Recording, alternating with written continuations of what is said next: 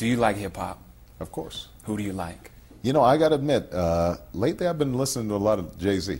I mean, Okay. this new American Gangster album is What do you tight. like about it? Yeah, you know, it tells a story, and you know, he's, as Jay would say, he's got flow. But Kanye, I like. You know, but I have to admit that you know, I still am an old school guy. Mm-hmm. You know, I'm still, you know, Stevie, Marvin. You know, if you look at my classics. iPod, you know, it's Earth, Wind and Fire, Isley Brothers, Temptations. You know, I mean, I've got a lot of that old school stuff. So, you know, I enjoy some of the newer stuff, and you know, honestly, I love the art of hip hop. Mm-hmm.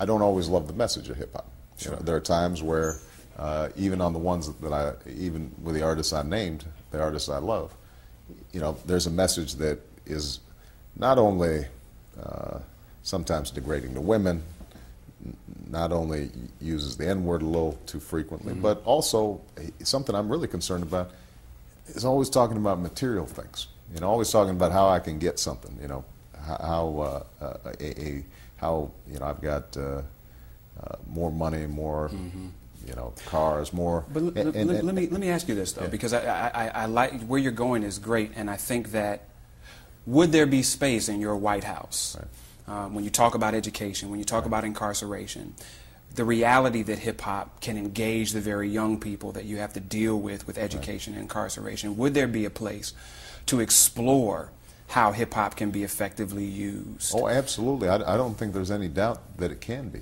You know, and I've met with Jay-Z and I've met with Kanye and talked to other artists about how potentially to bridge that gap. And you know, I think the potential for them to deliver a message of extraordinary power that gets people thinking. I mean, you know, the thing about hip hop today is it's smart. I mean, you know, it's insightful. You know, and they, you know, the way that they can communicate a complex message in a very short space is remarkable. And a lot of these kids, they're not going to be reading the New York Times. Right. You know, that's not how they're getting their information. So the question then is, what's the content? What's the message? I understand folks want to be rooted in the community. They want to be down. But what I always say is that, you know, hip hop is not just a mirror of what is. It should also be a reflection of what can be. And you know, a lot of times folks say, well, I want to keep it real and I want to be down. And then we're just trapped in, you know, what is. The question is, you know, imagine something different. Imagine communities that aren't torn up by violence. Imagine communities that where we're respecting our women. Imagine communities where knowledge and reading and, you know, academic excellence are valued. Imagine communities where fathers are doing right by their kids. You know, that's also something that has to be reflected. We don't.